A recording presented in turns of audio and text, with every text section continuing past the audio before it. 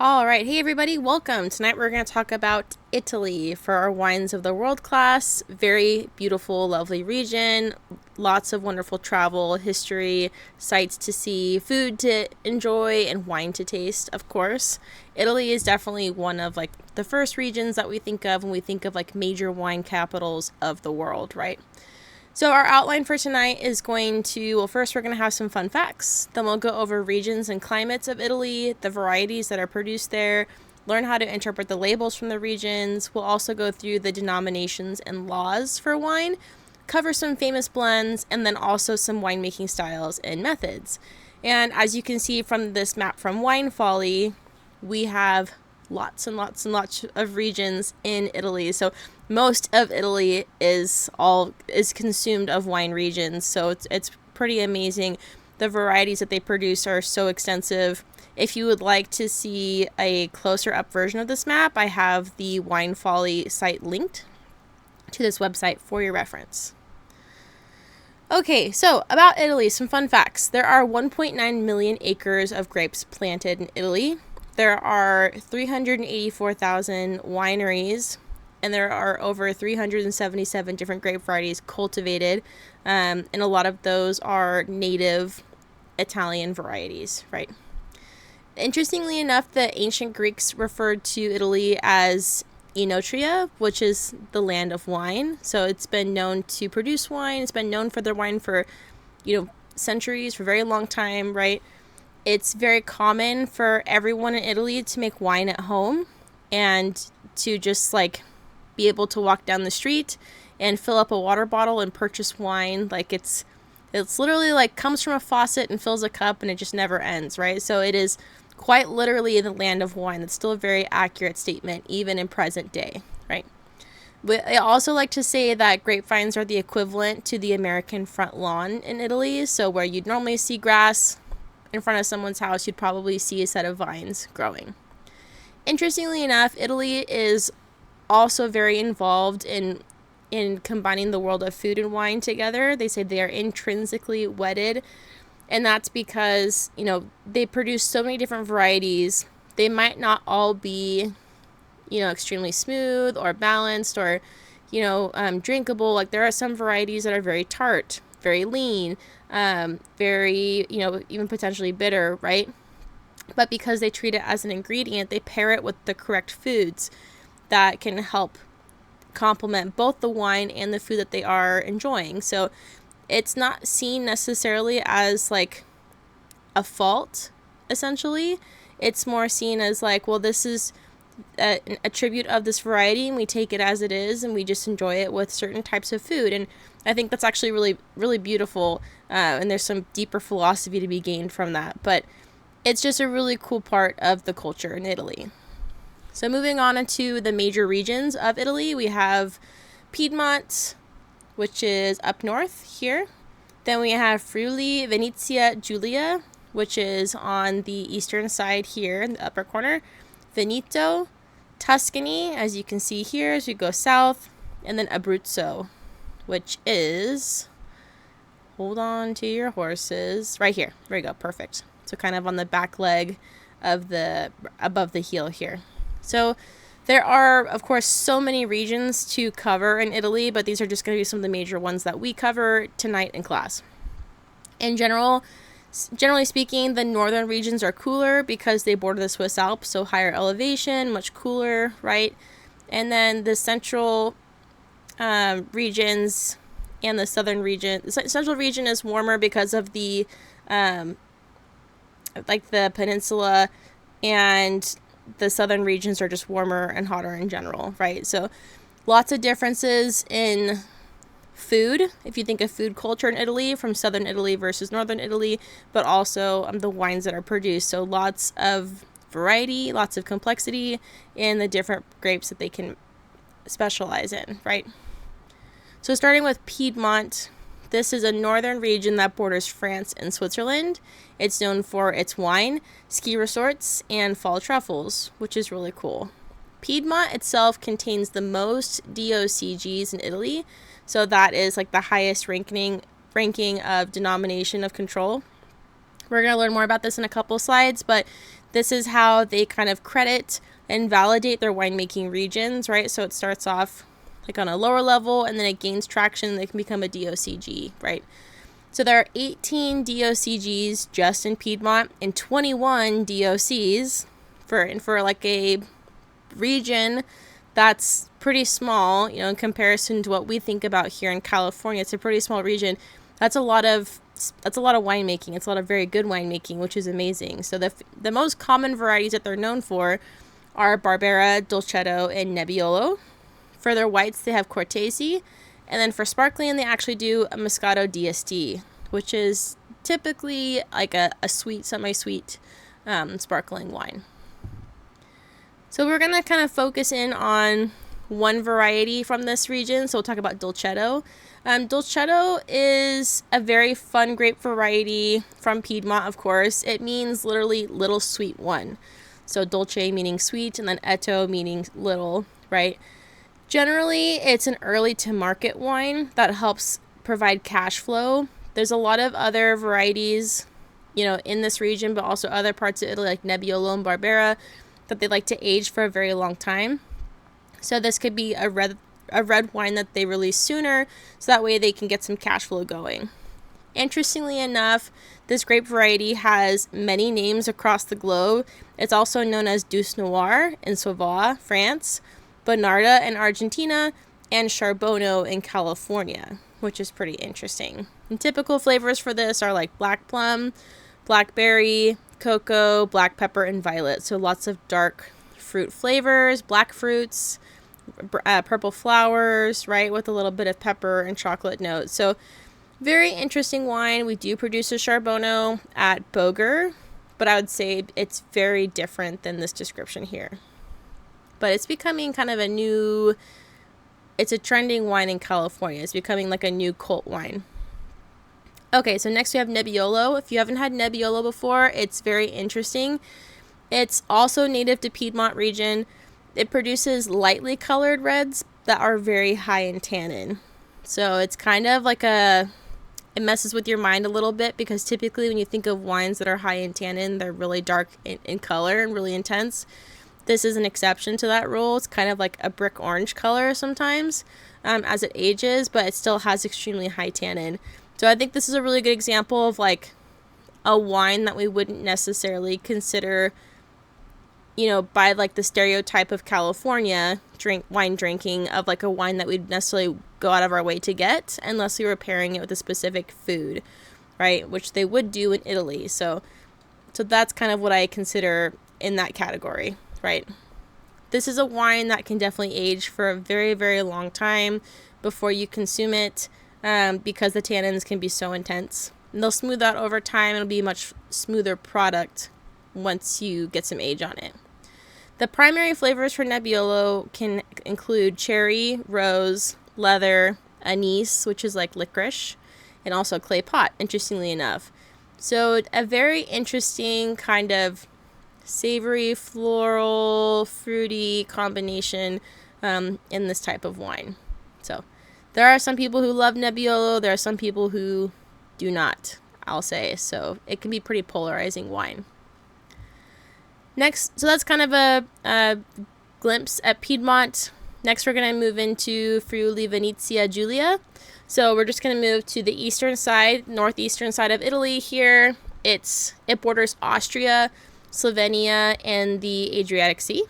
So it's one of actually the 5 autonomous regions of Italy with special statute. So it's its own kind of region there. For the famous varieties that they produce for grapes, they're known for their Merlot, but also their Refosco, which is really interesting. And the Refosco is typically earthy and flinty in character. They also produce Pinot Grigio and Sauvignon, which is typically dry, mineral character, white peach, lemon lime, and zesty gooseberry, which is really interesting. Very beautiful region in general. Here we have the Miramare Castle in Trieste. This was built by Archduke Maximilian of Austria. So just a really gorgeous area to visit and be a part of. So Refosco is a very, very rare variety. Boger grows it, and and they don't have a single variety Rafosco, but they do include it in their Italian blend. It is very intense in color. The way that they produce it is high tannin with a deep violet color. That is correct. I would say it very much follows this description of Italian Rafosco for sure, right? So this variety specifically is native to the Venetian zone and neighboring areas, so Friuli, Gavi, Trentino, and others. Very powerful wine, very bold, can definitely benefit from aging for sure. And for this we get dried cherry, dried herbs, espresso, anise, and smoke, which is some really interesting fun characters of Rafosco. Typically these are fuller bodied wines, medium tannin, medium high acidity. The alcohol is on the lower end, 11.5 to 13.5. So because of that, you have a little bit less alcohol, which gives it a little bit lighter body, but you still have pronounced tannin and acidity. So it's got this nice refreshing backbone to it. Okay, now we're just going to move south a little bit. So we're going to talk about Veneto, which we would know as Venetia or Venice, right? It's a northeastern region, famously known for their cities Venice and Verona. It's another autonomous region of Italy as well. So more than 80% of Veneto's production is white wine, especially Prosecco. So if you see Prosecco on the shelf and it's a DOCG or a DOC, it's probably from this region. This contains the second most DOCGs, so there's 14 in this region in Italy, and many DOCs, 27. It has the most prolific amount of grapes planted. There are 233,600 acres of grapes and 120 million cases produced in 2020. So just within that would rank them at number 6 in the world if it was listed completely on its own, which is insanity. The famous varieties that they produce are Corvina, Merlot, Valpolicella, and Amarone. They also produce Garganega, Soave, and then for sparkling Prosecco. So very interesting varieties that you wouldn't necessarily see in a lot of other places. So if you get a chance to go to Veneto or Venetia, it is going to be a treat for sure. So Prosecco is, if you don't know, is a sparkling wine that's designated to be exclusively from Veneto and Friuli-Venezia Giuli regions specifically. The grape variety used to produce this wine is called Glera. It's a extremely high yielding grape variety that ripens late in the season. It can have white peach characters. It can also produce sparkling wines called frizzante and spumante, which frizzante means frizzy, like slightly bubbled, and then spumante would be like fully sparkling wine. So depending on the level of carbonation, it could be under slightly different characters or profiles as well. The primary flavors of this are very green. So green apple, honeydew melon, pear. You could also have lager and cream as the components. This is generally pretty dry to off-dry. It's a light body. There's no tannin, high acidity, and a relatively lower alcohol range. So that's Prosecco for you.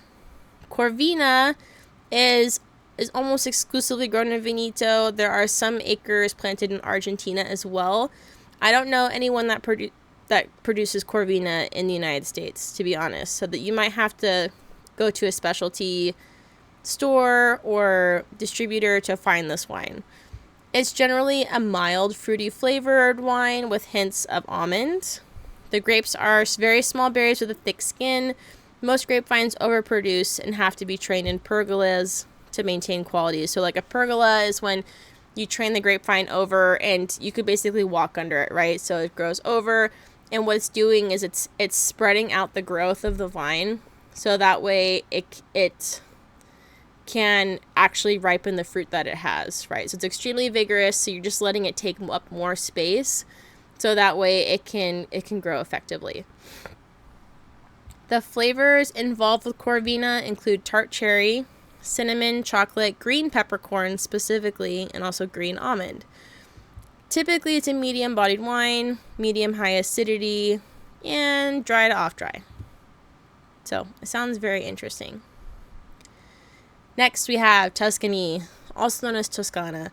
This is kind of mid-ish region of Italy. They're very famous for their Chianti and Super Tuscan blends. More than 80% of the regions produce red wine specifically, right? Interestingly enough, the soil is not fertile for grape growing, so there's very low yields. So they really try to emphasize high-quality wines.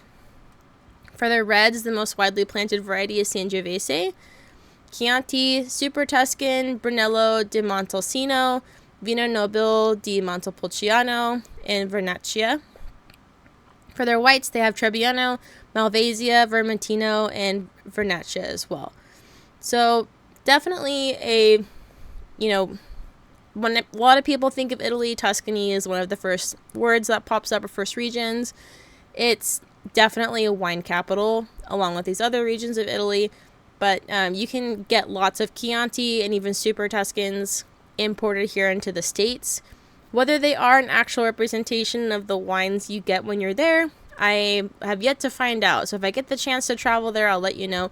But they're oftentimes really fantastic wines. Of course, you find them in a lot of Italian restaurants, right? But they're known to be very drinkable, very smooth, and also very affordable, which is really nice. So speaking of varieties from this region, let's go ahead and dive into Sangiovese. You might already be aware of this variety. Some people love it. Some people are not so fond of it, and that's okay too. Sangiovese can kind of take two different routes in how it tastes. One way can be like when you produce a Sangiovese, it can be very just fruit forward. So, very acid driven, lots of fruit going on. And then if you take another route, it can be very savory. So like that roasted tomato, oregano, sweet balsamic, and espresso. So this is like the most common pairing with this is caprese salad, right? You have that reduced balsamic glaze. You have fresh basil, fresh tomato, mozzarella slices. It's a delicious dish. Goes perfect with this wine. It's a stereotypical pairing, but it works for a reason, right? So it's very, very nice. Next, we have Chianti. Chianti is a region located in Tuscany between Florence and Siena, and with some areas towards Pisa. It's always a red Sangiovese-based wine, but it's typically a blend of sorts, but it's mostly Sangiovese. There's different levels of Chianti. There's Normale, Superiore, and Riserva Chiantis. They all have different aging requirements, right? So as you move up the ladder towards that Riserva, you're going to have more and more ages or years required to age that wine, right? For the Chianti Classico, specifically, if you see a bottle labeled that, it covers a much smaller historic area of Chianti winemaking. And this requires the wine to contain 80% Sangiovese specifically. So it requires a higher percentage of Sangiovese and it come from that smaller region to be labeled Chianti Classico. So when you go shopping for Chianti wines, very common to find the Chianti Classico at a Total Wine near you, right? We also have more information on Chianti if you'd like to learn more. And then we have this flask up in the upper right corner. This is called a Fiasco flask, and this is what was historically used for Chianti wine. So if you go to Italian restaurants or even Total Wine, they'll actually have this version for sale too. And the wonderful thing about it is it's DOCG. It's a controlled domination. It's a verified region for winemaking and high quality, and you can get these for like $12, which is crazy, right? So very interesting and very cool. So if we're going to zoom in on Chianti's wine regions within Tuscany, right? So this whole section is Tuscany. And as we move in, we have different Chianti wine regions. We have Chianti Classico, which is this purple. It's like the heart of Chianti, right? And this is just south of Florence. which is the leather capital of Italy. Also, if you're a big fan of Assassin's Creed, this is where Ezio takes place in history. There's also Chianti Rufina, which is this yellow portion just east of Florence. Chianti Colli Fiorentini, right, which is just in between Rufina and Chianti Classico, and much, much more, right? So if you just decided, wow, I just love Chianti and I just want to learn more about it, and I just want to see exactly what each region is about, you could actually deep dive into these sub-regions, and you could do tastings, and you could see how they differ, their soil types. They have a different clone of Sangiovese that they do, so there's just so much to see just in Chianti alone, which is crazy. Okay, so that's Chianti.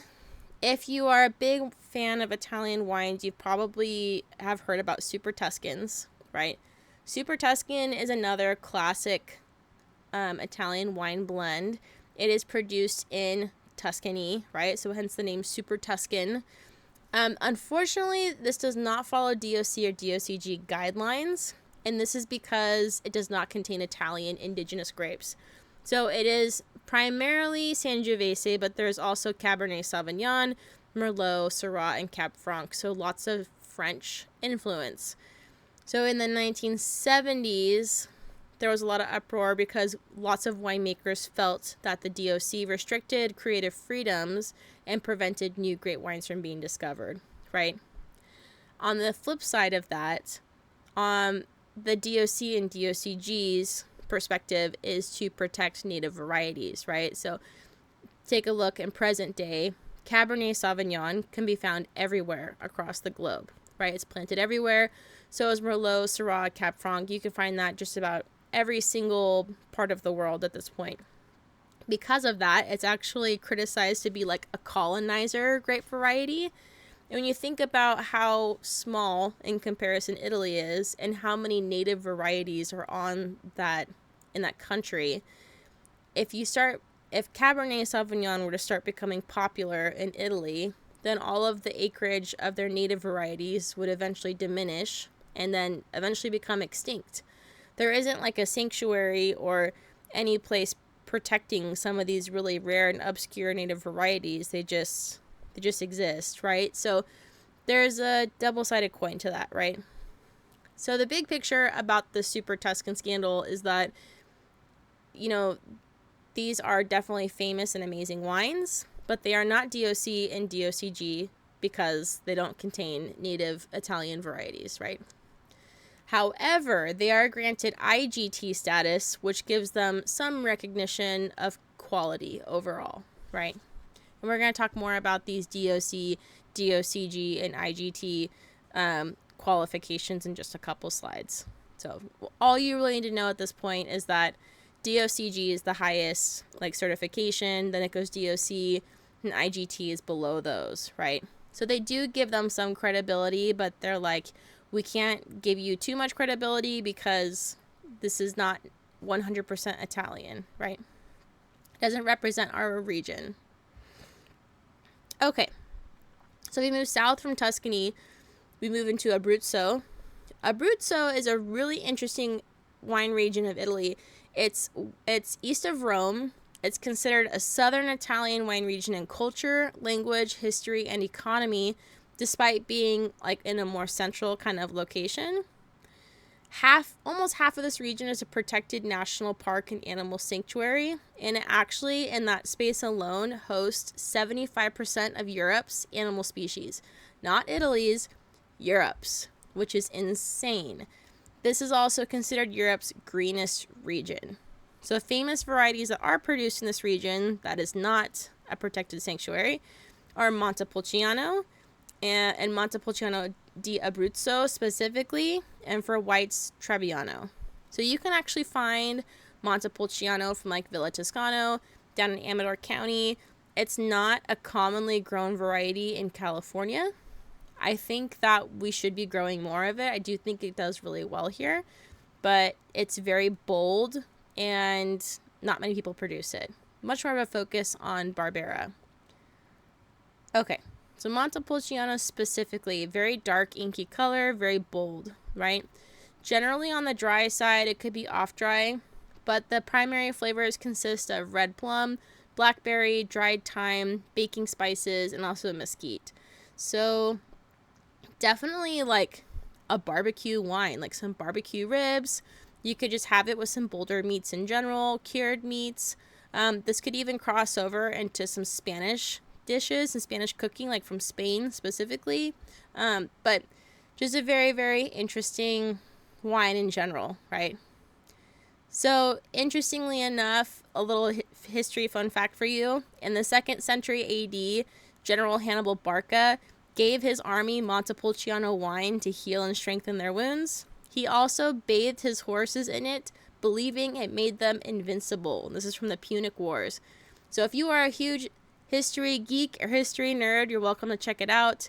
There is a wonderful YouTube channel that covers all this information, but that's kind of like a representation of how old this grape variety is and how long it's been served, right?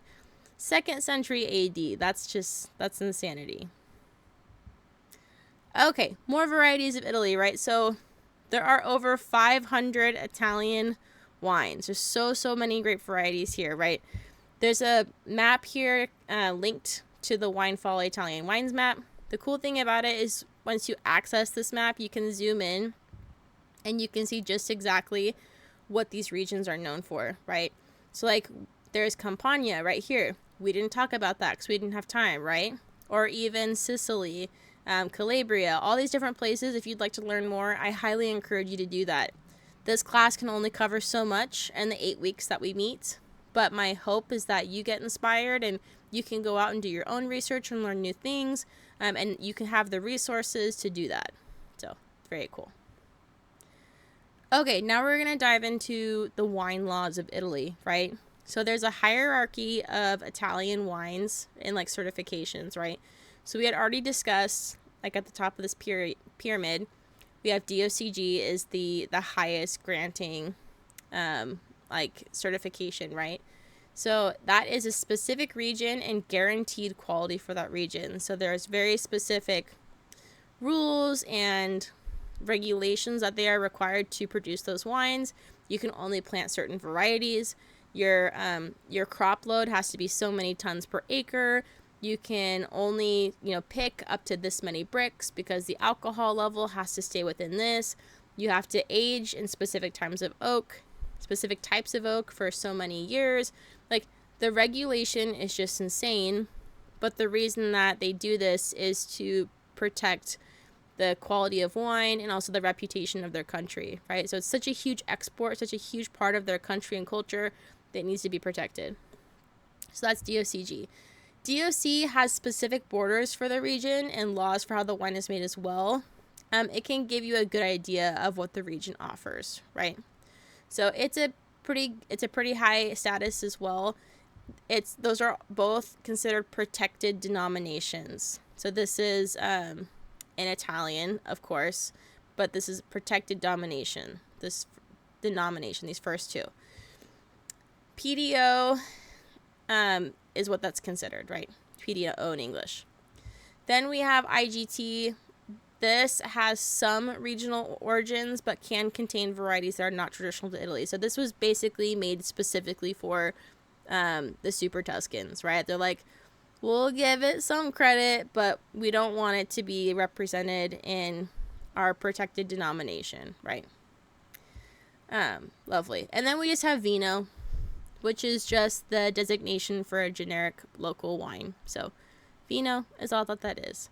I do have links for you guys here if you'd like to learn more and get a better understanding. We have a YouTube video for WSET Level 3 Italian wines. So the information that you learn in this class is absolutely applicable to get you your WSET certification. If you'd like to learn more, get another explanation, there's that video. There's also a masterclass of the differences between DOCG and DOC if you'd like to separate that even more. Here is a picture of the different classification systems from Italy versus Europe. They're very, very similar in structure. There's just slight nuances, right? So if you go on to, as we talk more about these countries, as we go from country to country in this class, you'll see that we have like DOP, IGP, and other kind of terminology for European wines, but it's structured in a very, very similar way, right? So if you end up becoming a sommelier and obtaining your WSET certification, you will need to have these memorized, and you'll have to have the specifics down. For this class, I just want you to realize that there is a hierarchy and that the qualifications become more intense as we climb up that ladder, right? So for Italy, for example, we have DOCG and DOC. In Europe, that's just considered DOP, which is a protected designation of origin wines. In Italy, we have IGT, which is a typical geographical indication of wines, and it's called IGP in Europe, and it's exactly the same thing. Then we have VDT, which is a table wine, and then that gets broken down into varietal wines and then generic wines, right? So varietal wines are generic wines with indication of the variety in the year. Generic wines are wines without protocols. So they're kind of a loose cannon, but still a part of the pyramid. Okay, so Vino da Tavola, or VDT, also known as table wine. This is the lowest the lowest designation of Italian wines. They do not have geographical location, so this could be literally made from anywhere in Italy. They're rarely deemed to be high enough in quality to be produced in large enough volume to be exported to other European countries or the US. Other labels might just simply say Vino, right? So you probably won't see that very often unless you actually go to Italy. Next, we have DOC. These are high quality Italian wines. So it's denomination of origin, of controlled origin, is basically what this is in Italian. It also includes the type of grape, where it's grown, when it's harvested, the harvest yields, how it's fermented, alcohol levels, use of specific barrels, and much more. This ensures that the wine tastes as it should for that region and variety. So it puts a very firm hold on winemakers and limits a lot of creative freedoms in their wines, but it holds up the credibility and the tradition of the country, right? When you think about it, Italy's been making wine for longer than our country's even been around, right? So you have to respect the tradition. Then we have DOCG, the highest level of quality. So this is a denomination of controlled origin and guaranteed by the Italian government. So it must adhere to the DOC rules, and in addition, the wines have to be approved every year by the Ministry of Agriculture tasting panel. So they are tasting your wines to make sure that these are absolutely what they should be, right? These wines also have to be aged in barrels for longer, and the yields for the harvest must be even lower than the DOC.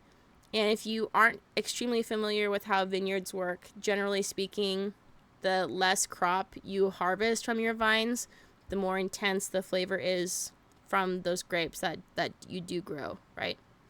So that is the thought process. Next, we have IGT, which is a mid-tier quality Italian wine, right? This is what we use for our Super Tuscan blends very commonly.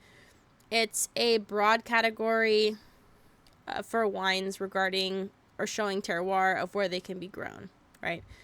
Allows the wine to have non-traditional grape varieties, very common. This can be used for Chianti if they end up using like Cabernet Sauvignon or Super Tuscan, of course. French grapes planted in Italy versus sticking to Italian varieties and honoring tradition splits Italian communities' views on winemaking. So we have an article about this from the Wine Decanter, and it's very interesting. But I feel like we've already touched this, right? We talked about this. There's always two sides to the coin. For the Classico and Riserva dominations for Chianti, Classico means it came within that classic zone. We kind of went over that map, right? For regular Chianti, 70% of the blend has to be Sangiovese, and you can have up to 10% of the white grape varieties are allowed. And this only comes from the Chianti region. For the Chianti Classico, 80% has to be Sangiovese, and it must contain only red grape varieties, right? So wines can come from a spread of regions that are within the classic region, also known as the historic heart of Chianti before its borders expanded to other modern Chianti regions. So there's an article from VinePair if you'd like to read about that. For Riserva, it's a term in Italy used to designate their better wines. Grapes are usually left to ripen longer and includes a longer aging time in the wine barrel as well. So it gets tricky because like Riserva can mean different things depending on which country or region you're looking at. So there are some really interesting winemaking techniques and styles in Italy. One of them is a passamento, or also known as passito wines. These are wines that are produced with grapes that have been dried. Passito means raisin in Italian. So this means that the grapes are semi-dried before the fermentation, which helps concentrate the flavors and the sugars in the grape. This is a process that is famously known in Valpolicella, with wines as Amarone and Ripasso, right? So we have an article about that here. You can find a Passamento wines at Total Wine. They're very fun. They're very interesting. It's a very expensive process, right? So here's a couple of pictures of a Passamento drying the grapes. Here we have some racks very carefully stacked and put into a drying room for a controlled environment. The thought process is that the grapes will dehydrate and become raisins as they dry very carefully, and then they'll ferment that, and it'll just create really intense flavored wine. And then here we have a very interesting method. They actually hung the clusters on these racks, and it's also in a controlled drying room. It looks very tedious. I would assume these wines to be somewhat expensive, right, because of all this labor that's involved.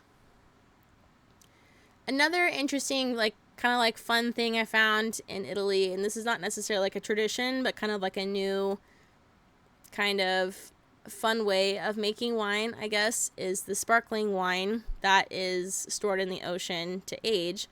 They're actually doing this off the coast of California as well, but there's a lot of regulation of is it safe for the ecosystems? Is it in controlled regulated waters? Are pirates gonna steal this wine, right? What's the damage? What's the risks? So in Italy, they have a version of this called the Abysi sparkling wine. Abysi meaning depths in Italian, or the abyss. It's off the coast of Portofino in a national marine reserve. So sparkling winemakers are aging their sparkling wine for 13 months, 200 feet deep in the ocean. And the thought process behind this is that there is very limited sunlight, it's very cold, the pressure is different, the rocking of the waves help create a perfect environment for aging sparkling wine. And some winemakers would even argue aging all types of wine, actually. So very interesting kind of topic.